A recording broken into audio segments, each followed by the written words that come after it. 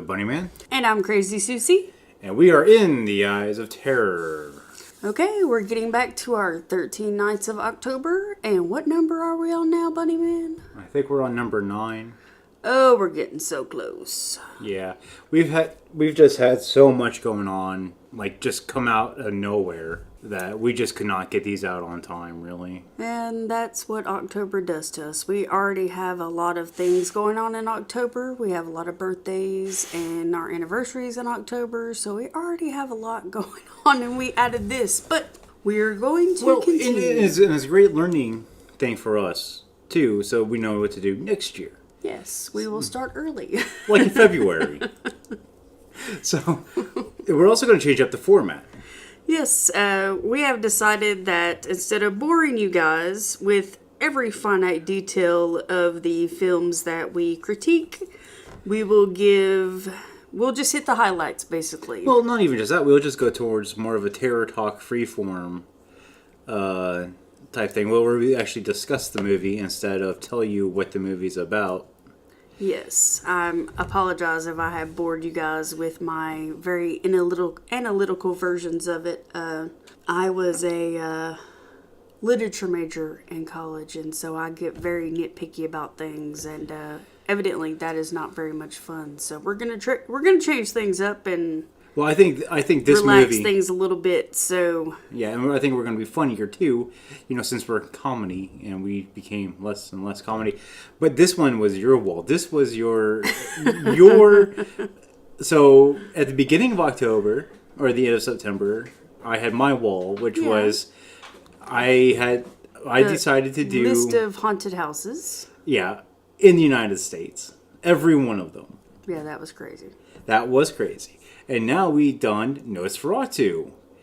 And this one turned into almost 10 pages for you. No, I think it was more than 10. I didn't actually count them, but it's a small novel. Yeah, because there's so much. It's more than 10 pages. So this is your haunted house list. Yes, Nosferatu was my Great Wall of China. I still wrote everything out, but just for my own sanity purposes. But we're not going to read everything. I'm not going to read everything. We're really just going to discuss it. We're going to talk about it and let you guys know what we thought. I encourage everybody to watch it because it really is the first of its kind. Mm-hmm. It's a silent German film, and the history behind it is really fascinating. And I think that's more where we're going to go into, like, the actual in-depth, and then we'll talk about it. Okay, so let's get into this. Yeah. It is a fantasy horror. It's called Nosferatu. It was actually produced in Germany in 1922 and came to the United States in June the 3rd of 1929. So 7 years later, it came to the U.S. IMDb gives it a score of 8.0 out of 10. So that's pretty high. And the original title was actually Nosferatu, Inu Symphonie des Grunnes, and I probably did not say that correctly, but that's as close as Southern tongue can make that German sound. Well, I think it's Nosferatu, Eins Symphonie des Grunnes. But again, I took 3 weeks of German. Okay, so you sound a little bit better than I do, but still, I don't think that's perfect. No. And I know it isn't because I didn't do all the gruntal sounds and it didn't sound very German at all. You have to spit. Yeah, but I mean, I know Ein. So we're yeah, you kind of have to spit. So, and it's Nosferatu Symphony of the Night. Yes. That's the translation. Everybody has seen this movie without everybody knowing they've seen this movie. Yes, and the director is F.W. Murnau. The writers were Henrik Galeen. He did the screenplay, and this movie was based off of Bram Stoker. Actually, they had originally asked for permission to use the novel as their inspiration, and that permission was denied, but they did it anyway. Yeah, because screw you. And yes, that brought about a lawsuit, actually, and we will get into that a little bit later. It is a German expressionist horror film. Did you want to go through the cast list real quick? Yes, and we're going to go through the cast list. I wrote it down, and I did not like the format of IMDb's, so we're going to go to a different format. And I hate when I do this, but we'll get through it. Unless you want to say the cast list. Yeah, I could do it. So, first up is Max Schreck as Count Orlok. And then we have Gustav von Wagenheim as Thomas Hutter.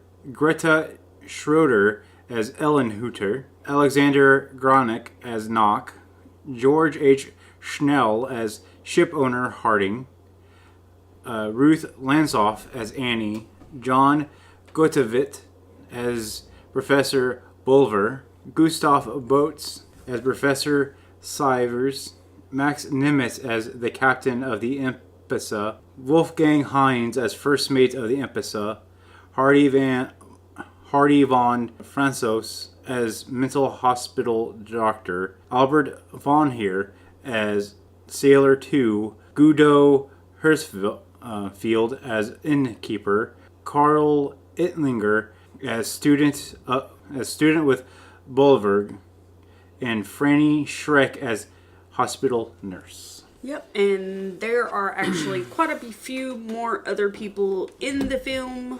But those are all the main cast members and a few additions. But those are the ones that we're going to mention. Prama Films was who produced the film. And they actually had planned on producing more films in the area of German Expressionism. They were founded in 1921. And they were very interested in the occultish art arena. But they actually filed bankruptcy pretty soon after the film was actually released in order to prevent being a part of the lawsuit. So they came about right before the film. They came about in order to produce the film and then filed bankruptcy in order to prevent being part of the lawsuit about the film, if that makes any sense. And part of the lawsuit was that they had to destroy the film. Yes, they were supposed to destroy all of the copies of the film. And that's interesting because what we have is almost an incomplete film, you can say. The one that was released in 1977. Yeah, we actually watched 2 different copies of it. I watched a copy by myself. That's where I got all my notes from. And it was a more complete copy, so it had a few extra excerpts of it, and then myself and the Bunny Man watched another copy of it, which was the original, which was released by Arrow, so it didn't have as much, and it wasn't a touched up copy, so it had more damage. The film had more damage. Mm-hmm. And you actually find both of these on YouTube. Yes. The one that we the one that we both watched. If you like Typo Negative, they did the music for it. Basically, you just type in Nosferatu Typo Negative, and it's one of the first ones there. So the film is a public domain film, and it was, like we said, created from the novel Dracula. The only really difference between Nosferatu and Dracula was the main characters were kept the same.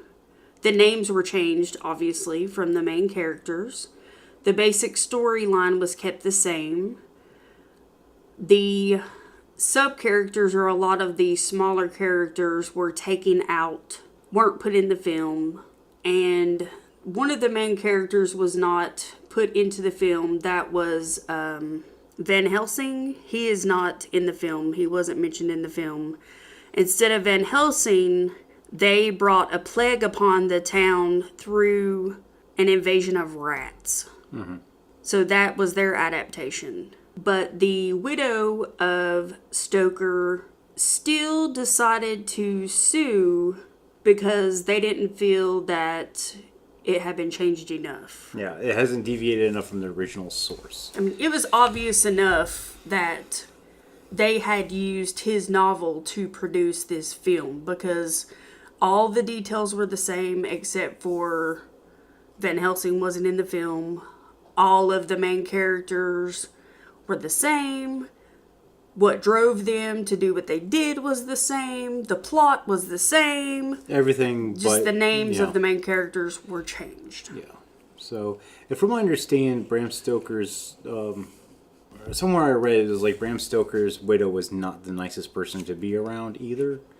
So, Well, I think if I was her, I would be quite upset that my husband's work was done the way it was done. Even, after she told them no, they did not have permission to do that.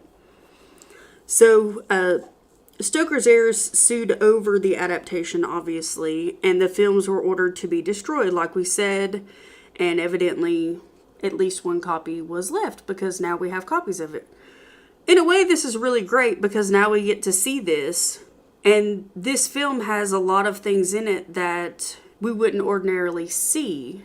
well, This is an adaptation that you didn't see during that period of time. well, it's not just that, but it's the basis. You could almost argue that without it being widely released or whatever, that one copy, you could see a lot of modern day horror reflected into this one film.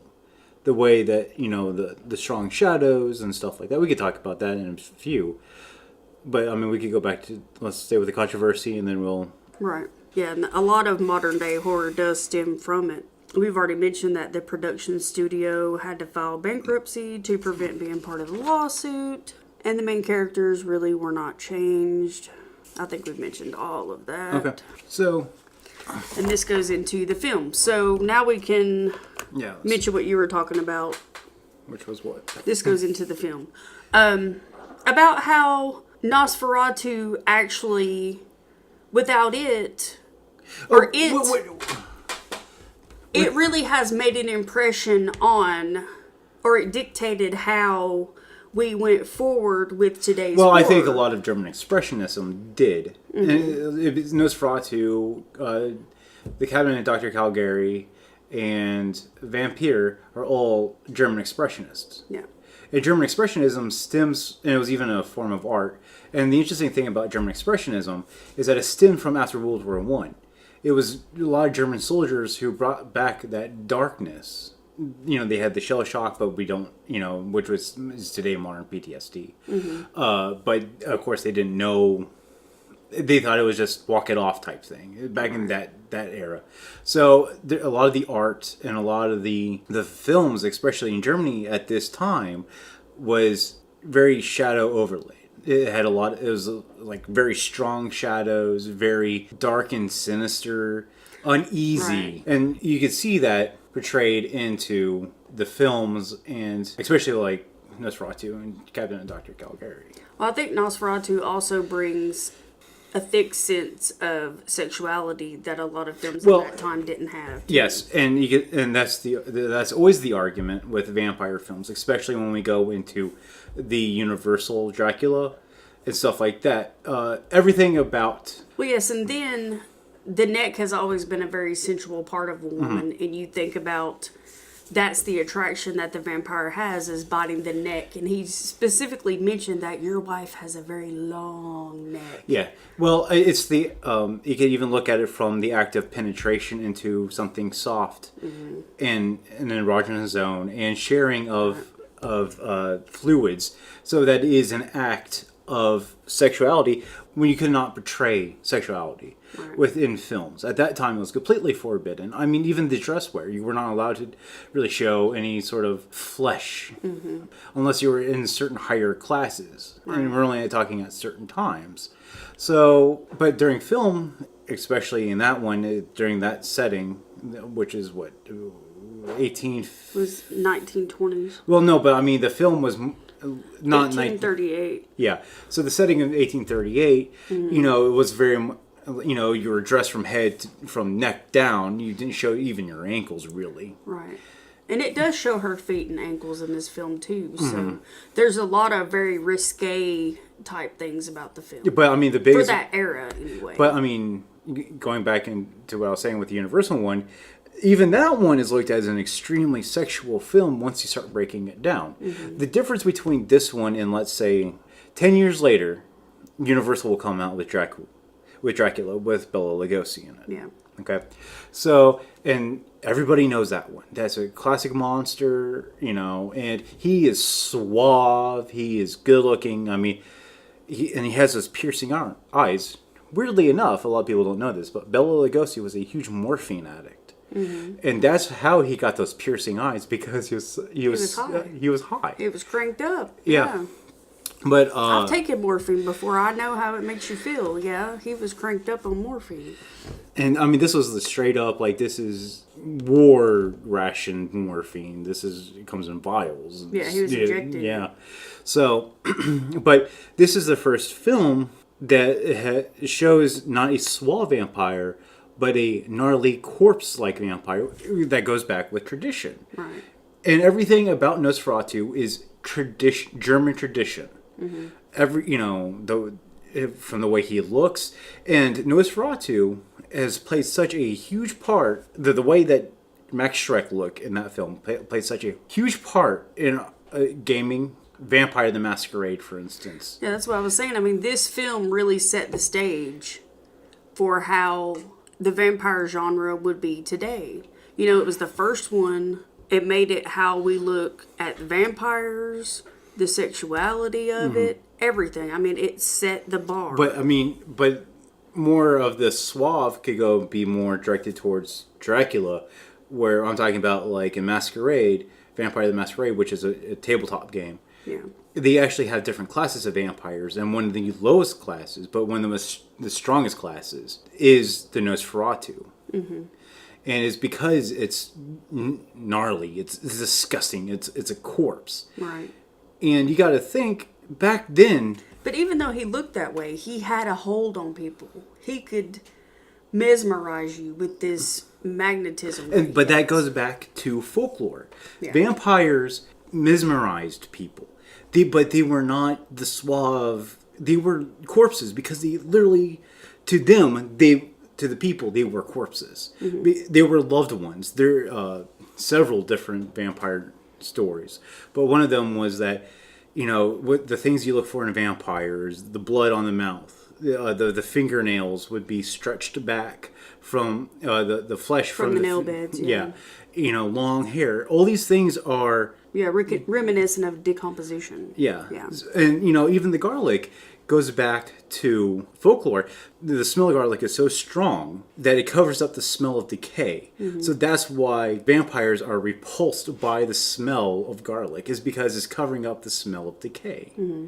So everything about a vampire, especially Nosferatu, I think is the only time that it truly shows the European folklore of And I really loved vampires. His costume. I mean, everything was over-exaggerated. His finger lengths were like really long and skinny, and his nails were like really long.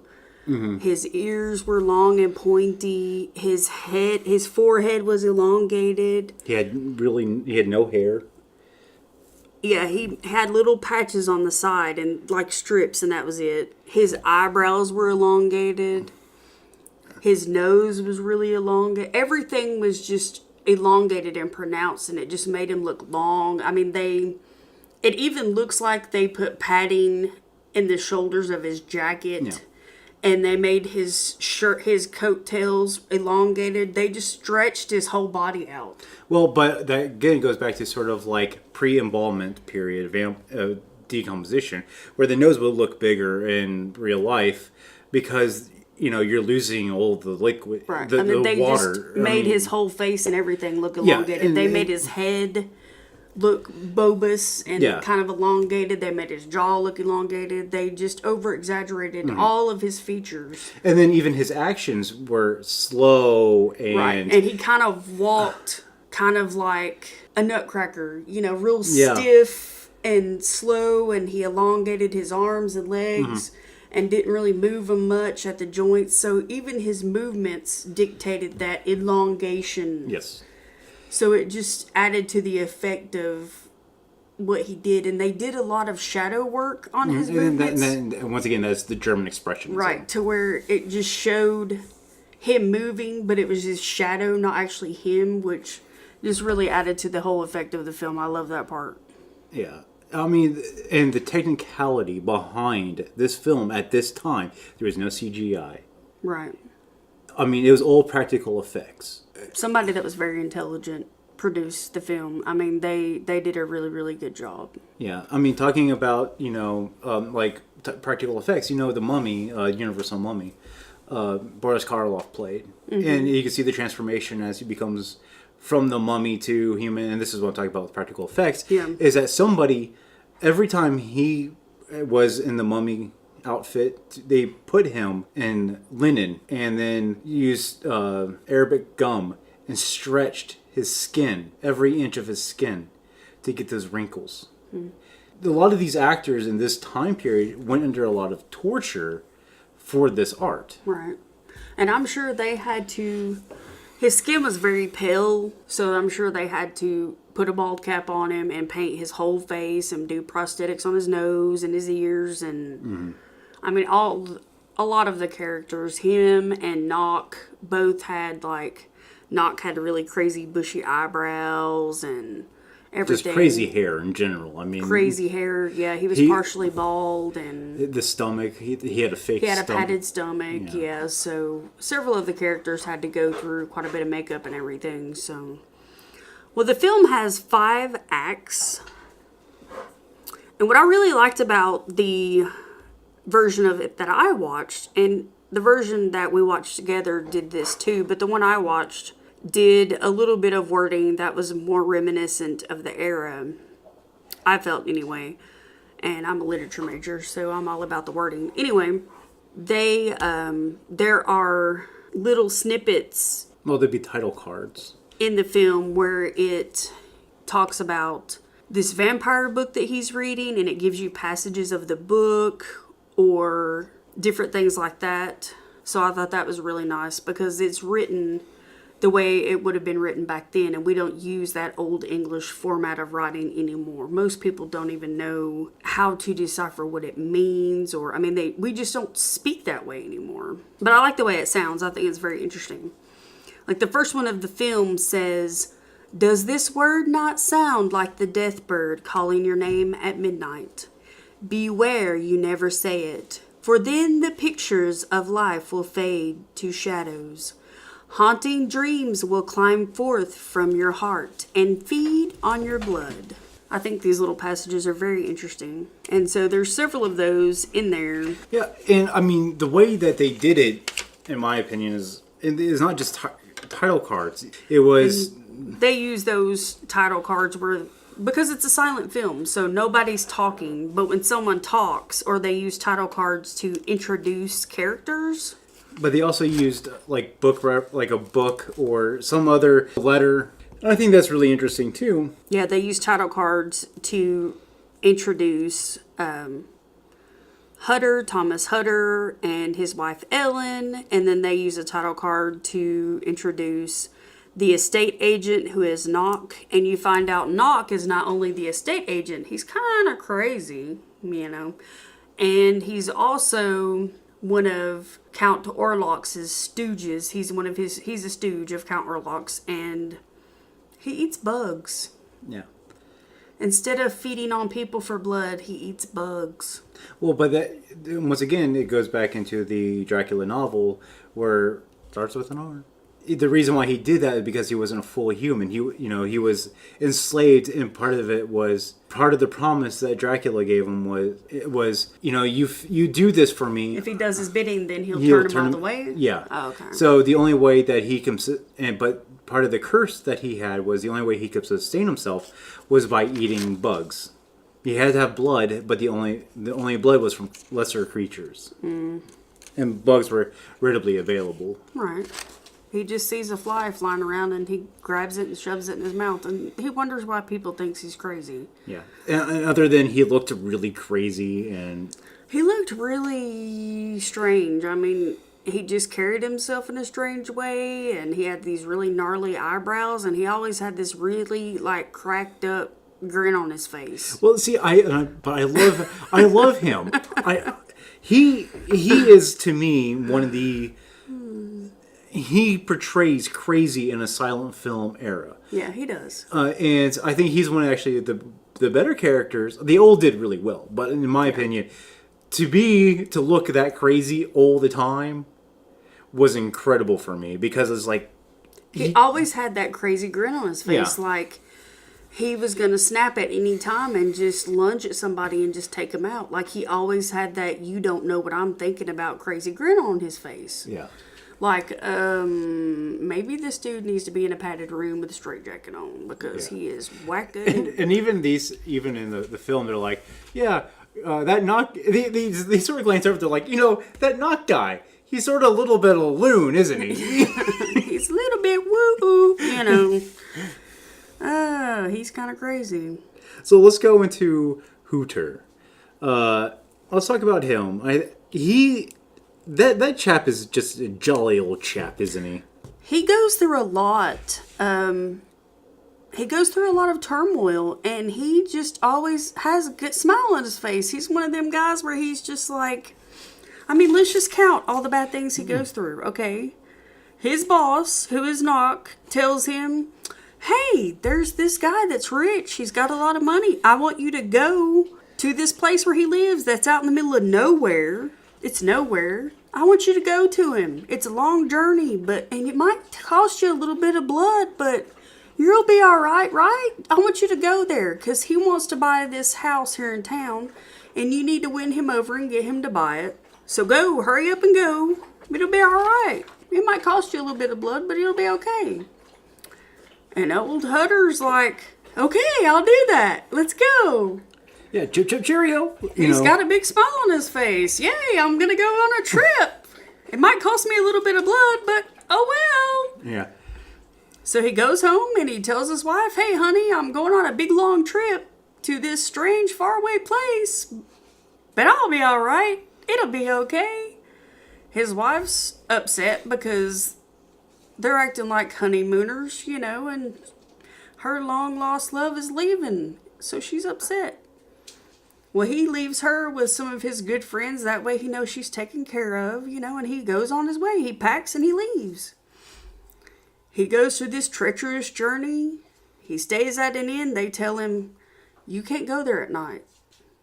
These crazy creatures are in the woods. They'll get you. You got to stay here. So he stays the night, leaves the next day.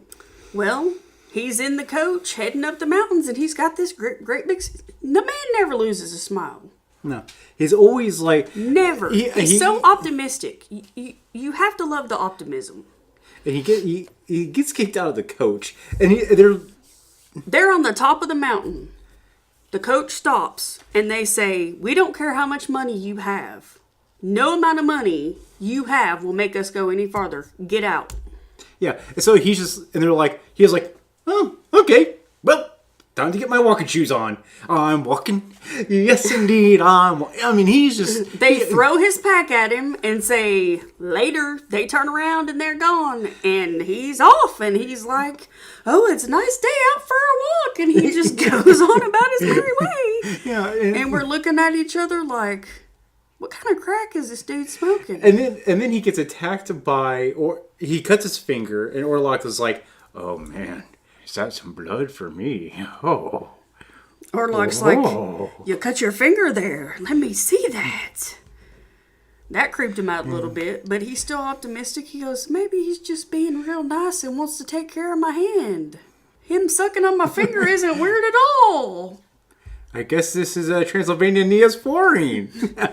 He's just being a good host. It's not creepy at all. And then he gets attacked by Orlok, gets bitten into his neck. But he doesn't remember the attack. Yeah. He writes his wife and says... No, but you made it really... So he falls asleep in a chair. Yes, he falls asleep in a chair after the attack, and he doesn't remember it.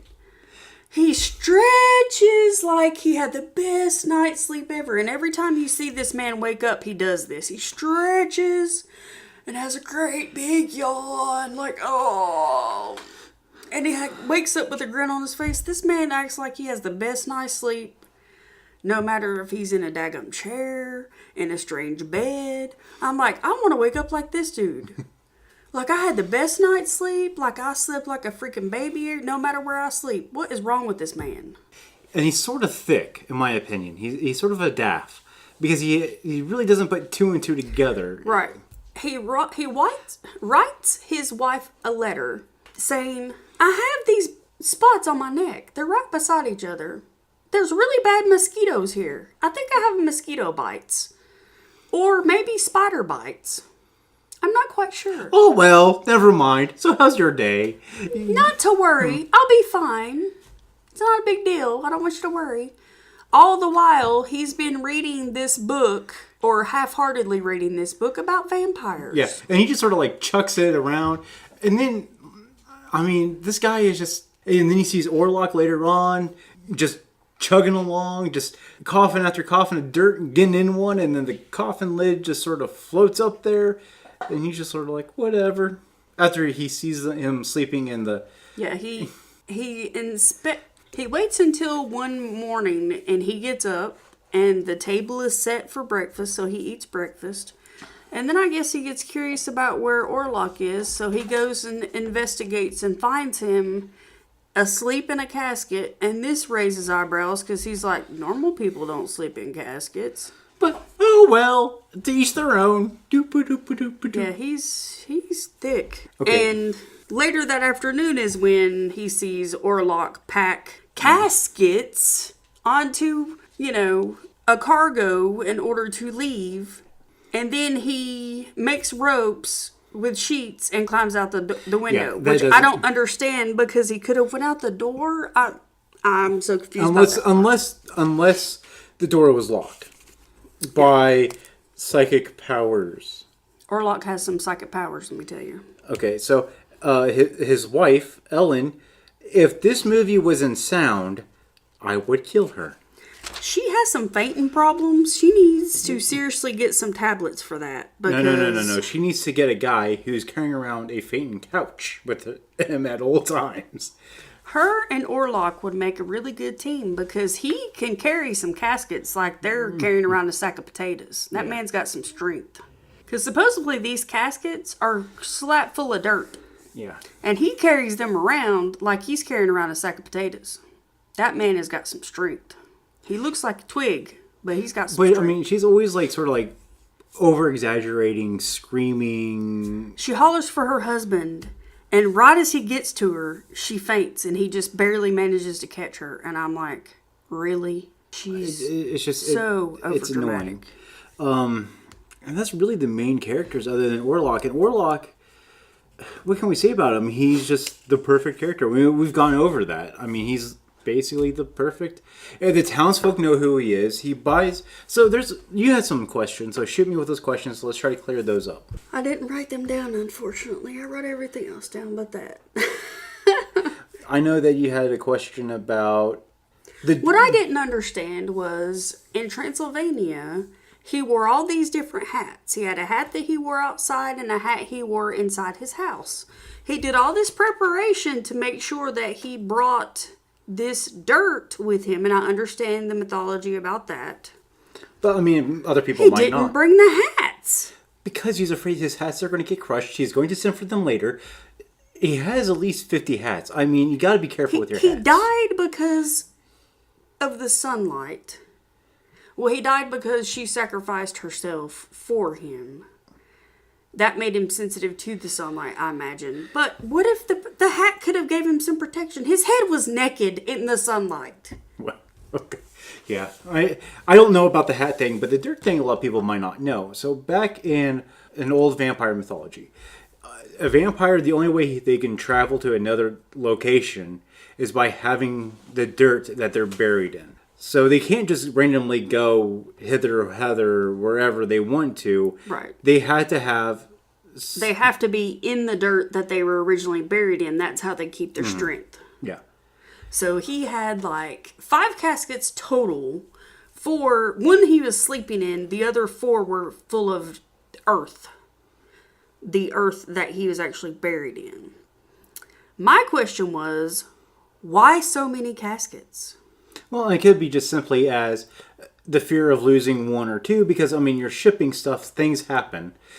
In the shipping process, the guys that were actually loading the crates into the ship at the port, questioned why so many. They did the same question I did. Why so many crates? What are these crates about? Well, like I said, And they dumped. They opened the lid to one and they dumped it out because they looked. They seen the dirt. They questioned it and they dumped it out because they wanted to know what was inside.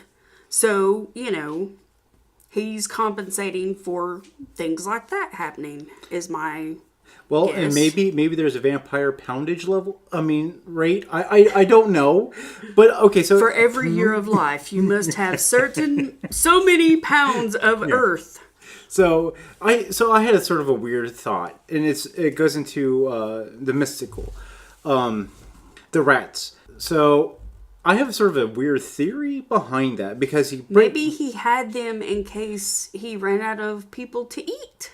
No, well, there's that theory, but my theory is that it's a protection thing. That they break open and the dirt actually becomes rats. So they will fear the crates and not open them. Yeah. Because rats equal disease and people are scared of disease. Yeah. Both are good theories. They're solid. It just bugged me with the hats because every scene up to the trip, he was wearing a hat. He had a hat he wore outside. He had one he wore inside. The bald head was covered. Maybe Transylvania was cold. Well, he was in the mountains. Maybe Transylvania was cold. No, he was in the mountains. He didn't have his big overcoat. Yeah. In Midtown. But he did in Transylvania. So maybe that's it. But maybe the hat Maybe they charge extra for hats. I don't know. Maybe the hat would have saved him. He had a lot of money, so what would it have mattered? Okay, so you asked the question also, why did the captain lash himself to the wheel? Like, everybody else, freaked out when Orlok came. He was going through the ship, killing them. Right. And because he had a feast. He had to eat. Mm-hmm. And then the last guy sort of jumped, and then the captain... He walked. Yeah. He walked off the edge of the ship. Yeah. So and then the captain takes some rope and lashes himself to the wheel. Mm-hmm. That goes back to old, sea lore of the captain goes down with his ship. Right. So my theory is this. Not only did he just do it so he can be like, I'm not a weak... because a captain who doesn't go down with the ship was looked upon as a coward. Mm-hmm. But I think it was also a way to study his nerves, so he didn't do the exact same thing because the fear paralyzed that one guy so much that he just went off the side. So to go down with the ship, the captain lashed himself to the wheel. That's my theory. So he didn't do the exact same thing. Well, that makes sense. Because, they were terrified of him. And again, it goes with scary looking guy. Yeah.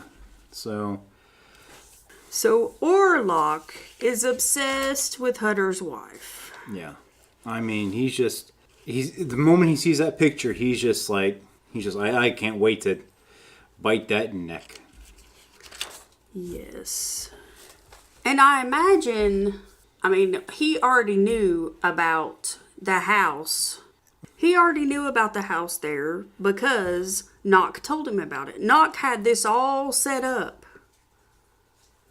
Yeah, in the first couple scenes, you see him have this letter. He's reading this letter from Orlok. Yeah, he had this all set up. So Nock must have told Orlok that, there's this young guy and he has a wife and yada, yada, yada. And there's this great big mansion that's vacant and you could live there. And, you'll be in a town where nobody knows who you are and all this, that, and the other. I have another theory that they're meant to be as a sacrifice. Hutter and his wife are supposed to be sacrifices to Orlok. So Nock would get to become a full vampire. Well, that makes sense. And that's why, because in the original book, that would explain why Nock made the comment that he did to Hutter. About just a little bit of blood? Let me see if I can find the exact statement. You could earn a tidy sum, he says. You might have to go to a bit of trouble, a little sweat, and maybe a little blood. He wants a very nice empty house. That house across from yours. Offer him that one. Off with you, he says. Have a good trip, my young friend, to the land of phantoms. He shakes his hand and sends him on his way. Yeah. So, that's my theory that he... So that's kind of his poke at him. Yeah. So let's Maybe we're looking too deep in it, but that would make sense why he said that. But the house across from, it's a massive, like I keep trying to say, in the original novel, it used to be an old abbey called Carfax Abbey. Mm-hmm. And he calls it a house, but it's massive. Yeah, he called it a mansion. Yeah. So this mansion is almost dilapidated, in my opinion. It is dilapidated because windows are knocked out of it and everything else. Yeah. But vampires don't care as long as there's a moist, damp place in the basement for his casket. That's all that matters. He's not planning on having any dinner dates over anytime soon. Well, maybe he does. Okay, so here's a really interesting question. So when we're seeing him, they're eating, right? So who fixes him breakfast in the morning? Who fixes Hutter breakfast in the morning? I don't know. He said his servants were already asleep when he arrived. So again, it could be, well, I mean, it would make sense if they were vampirical servants or like knock-like servant. If they were vampirical servants, then why didn't they travel with him on the ship? Or they're under his, they're lesser, sort of like Knock. They're a lesser, they're just underneath his power. I don't know. Okay, so we talked about the ship. Knock eating bugs. She read her husband's letter. The guy walking off the side of the ship. So basically, we end up into the Port Authority at this point, don't we? Well, the town... So yes, Hutter manages to get back home after a short hospital stay.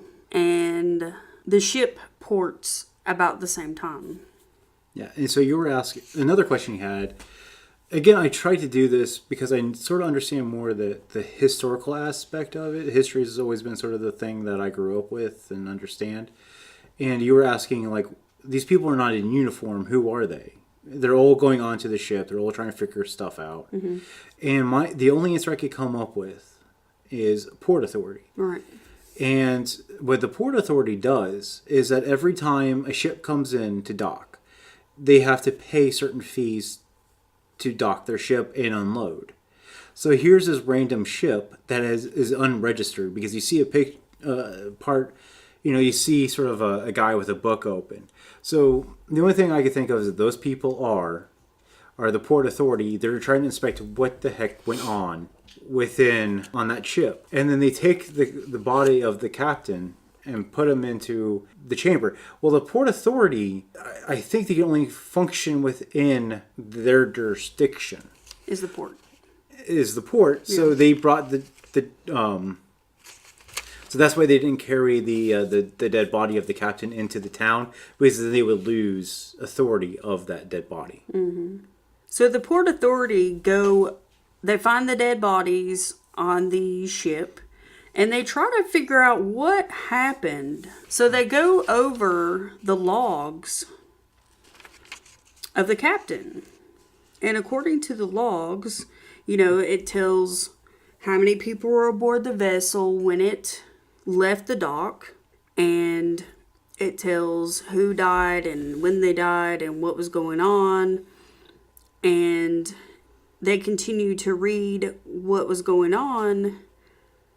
And the captain suspected that the rats on board brought a plague upon the ship.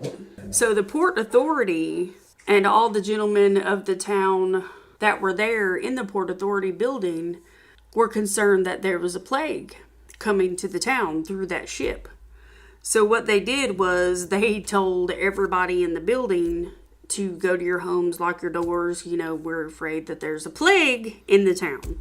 So they pretty much all just left in a big rush and a big hurry.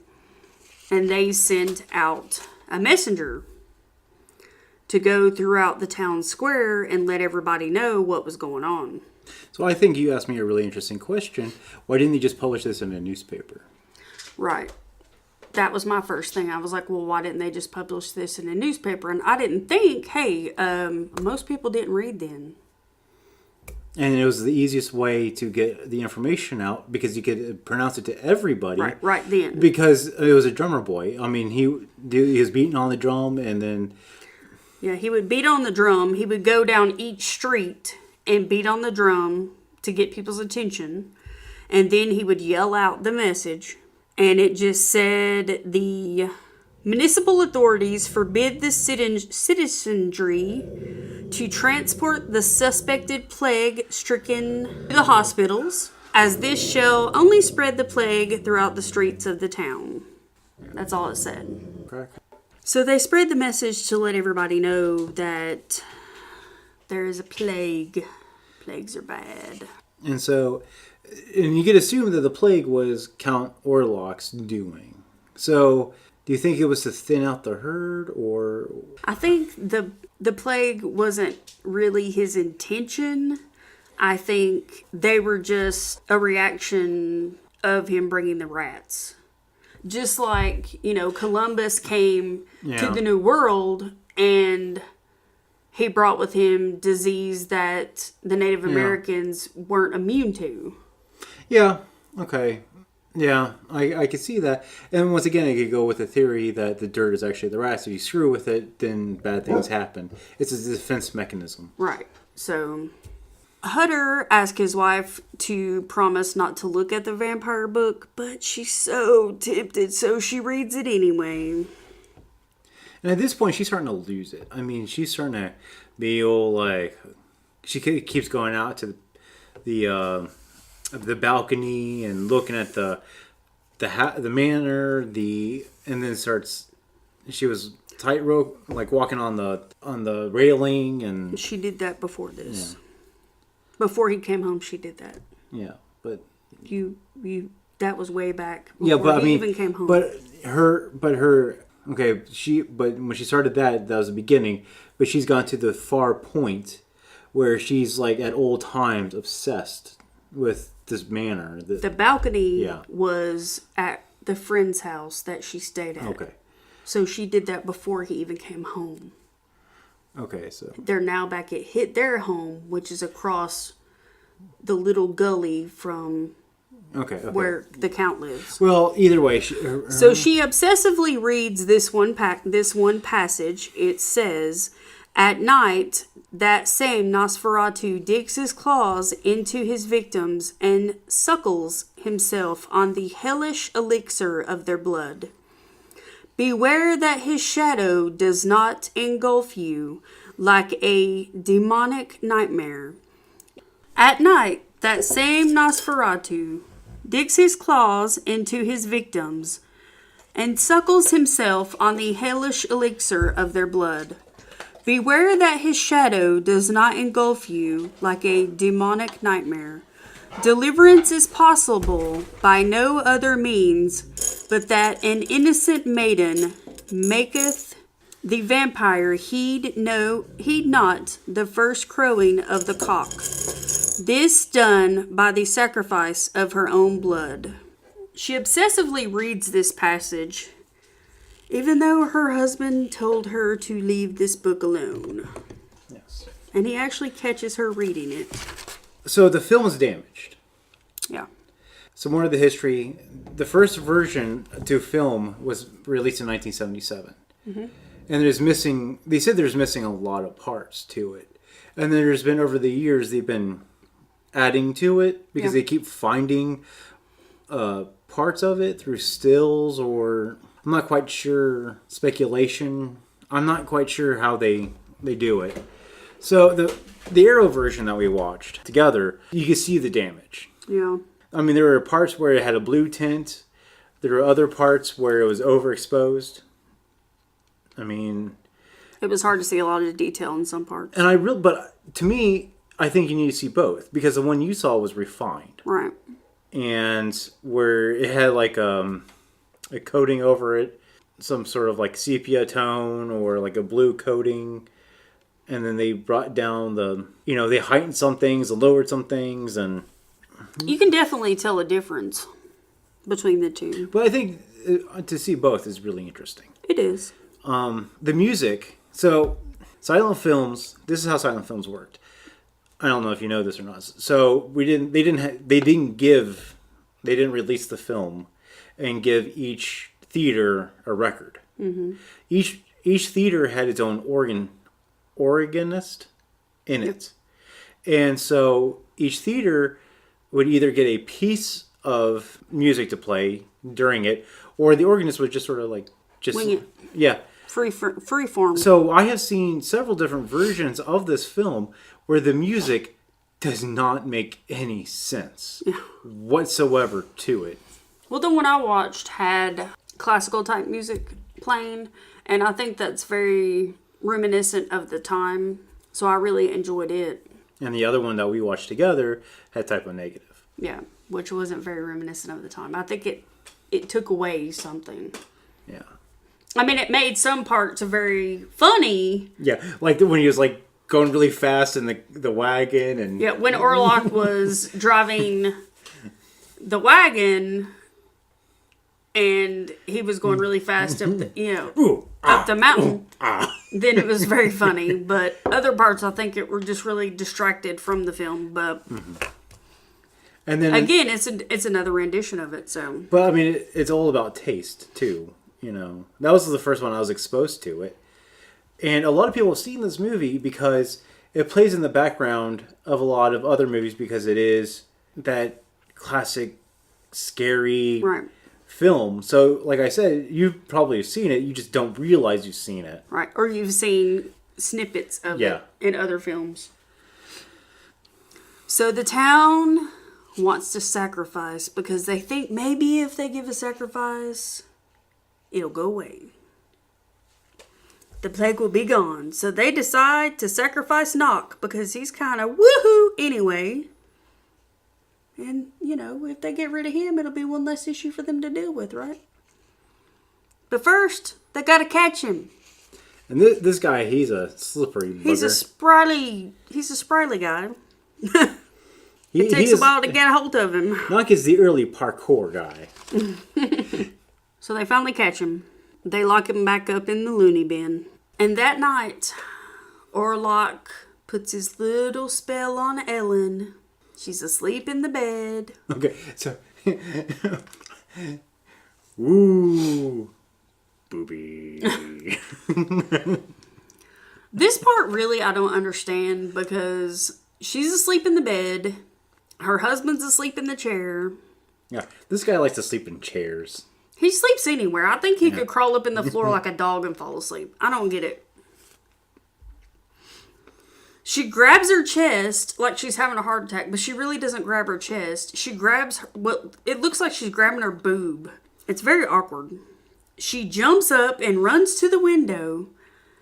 And these houses, their house and Orlok's house, they appear to be like a quarter of a mile away from each other. And there's like a big enough body of water between the two to where you have to get in a boat and cross it. It requires a boat. So it's a big enough body of water for a boat. You cannot cross it on foot. Very strange. So she runs to the window. She debates if she should open it. She wants to open it. She grabs her chest. Literally. She's freaking out. She throws herself at her husband to try to wake him up. He finally wakes up. And then she faints again. And you're like, really? Again with this? Her husband puts her back in the bed. And she comes to long enough to say... to get the professor.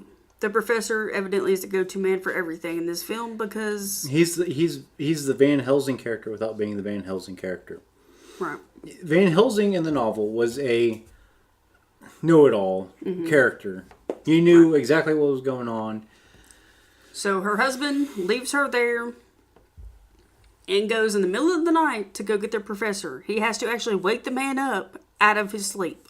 So while he's gone, Count Orlok managed to slink his way downstairs of his mansion, go outside, cross the lake, come into her house. Okay, and I think this is the most iconic scene of this, where Orlok is now just a shadow. Where his shadow is going up the stairs.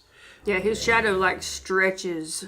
And this scene is the iconic scene where we talk about how he just elongates himself because he stretches up the stairs and to the door, and his arm stretches to the doorknob, and you don't really see him opening the door, but the door opens. Like, he stretches his way into her room. He stretches his hand out to her chest. You don't really see him actually touch her physically, but his shadow does. And you see her respond to his touch. He comes up to her. She drops her head back, so he bites her neck. Right as he's biting her neck, you hear the cock crow, and the sun is shining through the open window. He jumps up, the sun starts shining on him, and he turns into a pile of dust. Okay, so here's another, like, really... So there's several different, like, effects in the movie. There's... that are just amazing to think about when they actually shot this. So the one of it was when he pounced up, like straight up, like from the coffin, and when he was in the ship. I really like that because you see the open coffin, and then it's like he's stiff as a board, and he just pops right up straight out of the coffin. That is just amazing. The look is great. Yeah. And then the other one is the end, where he slightly starts vanishing because of the sun and turning into dust. Yeah. Dust. And the dust, like, has steam coming off of it. I don't Yeah. understand how they did that, but... I mean... Like the rays of the sun Yeah. made him steam. But in the last passage of the film, after it shoots to knock that says, "The master is dead," like, everybody that's tied to him feels him gone. Ellen even feels her heart ache. She grabs her chest and is like, ah. Ellen actually dies too. I hate to break that to you guys, but If you haven't seen it by now. okay. And the very last clip of the film is, "And the truth bore witness to the miracle. At that very moment, the great death came to an end, and the shadow of the death bird was gone, and it obliterated. And the truth bore witness to the miracle. At that very moment, the great death came to an end, and the shadow of the death bird was gone, as if obliterated by triumphant rays of the living sun." Yeah. I just really like the language. the verbiage of what they use, because it's very reminiscent of that time, and we just don't speak that way anymore. Yeah. I mean, this movie and all around is iconic horror. It is. It's played almost in every horror movie at some point. It is, a lot of things are taken away from it. Yeah. And it's amazing that it all stems from finding one reel in existence.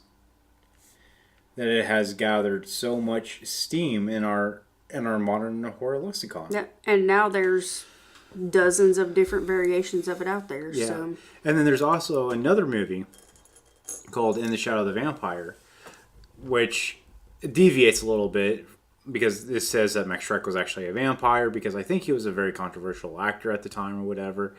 But it was about the filming behind it to some extent, and it has one of my favorite actors, John Malkovich, playing F.W. Murnau. And F.W. Murnau actually had several other movies he came out with, too. One of them was M for Murder, and I forgot some others. But again, they're all that German expressionist film. But I mean, this one is, I think it's just iconic. And I hate to rate it because it is, I guess I rate it legendary. Because, no, because, I mean, it's so interesting to see, to watch. Well, I personally give it a 5 out of 5 because we really don't have the problems with it like we have a lot of other films, to where we have all these unanswered questions. You know, I mean, I have silly questions, I think, and I call them silly because, you know, why did he have hats in Transylvania and not in the new city that he moved to? I'm telling you, because it was an extra $600. No, I think I really answered the questions myself because, like you mentioned, they were in the mountains, so it probably was colder there, and because he wore heavy coats too. Yeah, he probably didn't need the hats. He was moving. The workers went on strike for a little bit. He lost his power. I don't know. The hats just. I tend to ask kind of goofy questions anyway. Well, no, but because the weather wasn't as cold. Well, that I'm pretty sure that castle was a bit breezy. And everybody else in the town didn't really dress heavily, so Mm-hmm. that tells you that the weather there wasn't as cold as where he was in Transylvania. So that's why he didn't need head coverings. So I answered my own questions as far as that goes. But And the other stuff is just like if you look historically, things make sense. Right. And if you look into folklore, things make sense. And like I said, I think the great thing about this movie is really it doesn't muddy the waters, I guess to say, with the vampire movies like we do now. I mean, it sticks to traditional Germanic vampire folklore. yep. And then the practical effects are amazing. It's just, I think for something that really wasn't meant to be, it's pretty awesome. yeah. And I like to have seen like what would happen. I like to see the missing pieces. Like what would happen if it wasn't destroyed. Yeah. Well, we hope you guys give it a look. And Yeah, like I said, we found it on YouTube. I think you can find it almost anywhere, except for like obviously like Netflix, but like I'm pretty sure it's on Amazon or whatever. But YouTube, it's on YouTube. there's many different variations, so you guys can check it out and see which one you prefer. Yeah, and if you like this format, would you please tell us? Because I think this is the format we're going to stick with. Yes, I do not want to bore people with my long-winded speeches, basically. Yeah. So I'm going to try to streamline it. So we've run into issues with this Halloween stuff. We're still going to do the 13 nights, but it's going to be pretty much. We're going to try to do one tomorrow, and then we're going to do. So my idea is we're going to do All Hallows Eve, and then we're going to do Trick or Treat, and then we're going to do Hexon. And that should finish it off. But it's going to be like a couple of times after. A few of them are going to be after Halloween. That's the only way we're going to fit them in. The 13s. Yeah, it's fine. And again, I'm going to upload everything to YouTube as a placeholder. So if you're wanting to listen to some older stuff, you can catch us there. We'll finish off the illustrations, and then we'll release those. And we'll make a separate video / announcement on what you can do to win some illustrations. And we'll probably do a Thanksgiving special and a Christmas special too, because we're crazy like that. Well, we're gonna go back to our normal terror news. We're gonna go back to the creepier readings. We're gonna go back to our original stuff. It's just the 13 nights took so much out of us. It's time consuming. Huh? It is time consuming. So that's really it. Out Yep. of all of it. Well, we'll see you next time. Yep. Bye.